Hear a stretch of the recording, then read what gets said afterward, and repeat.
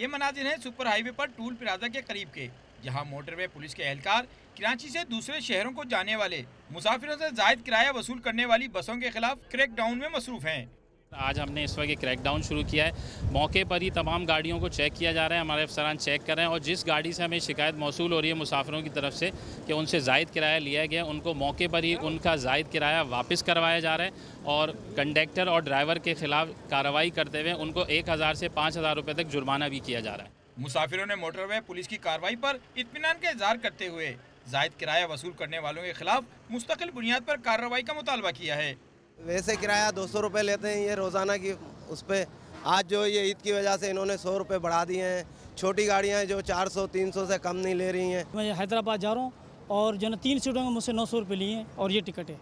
Motorway police ने crackdown के दौरान 50 से जायद बसों पर भारी जुर्माने आयद किए और किराए की मद में ली गई जायद रकम मुसाफिरों को वापस दिला दी।